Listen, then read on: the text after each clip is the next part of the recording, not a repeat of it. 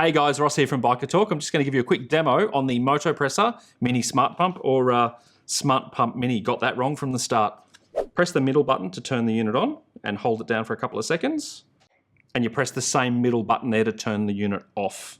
So you can see on here, you can set it to 4 different presets, A, B, C, and D. You can set anywhere up to 150 PSI on these. To change the tyre pressure, go to the preset. I've selected A. Press the up or down arrows to select your desired tyre pressure.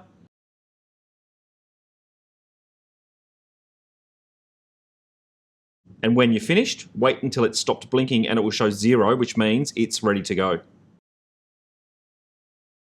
So the button on the left is a light, so you click that 3 times to turn the light on and 3 times to turn the light off. The unit takes about 4 hours to charge from completely empty, but they say sort of 5 to 7 hours for optimal charging. The other thing is if you're using the pump for more than 20 minutes on end, you'll need to give it about 10 minutes to cool down in between pumps or using it again. But I've found you can pump up a motorcycle tyre from completely flat in about 2 to 3 minutes. So to use it on a tyre, you screw it onto the valve, you select your preset and press the power button, and that'll pump up the tyre.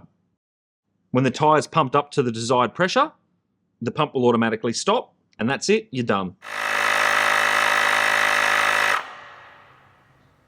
So that's our little demo of the MotoPressor Mini Smart Pump. Great to have in the garage just to check your tyres before you go for a ride or to stick in your bag for an emergency, which you can use in conjunction with our puncture repair kit. So you can get both of these items now at bikertalk.com.au.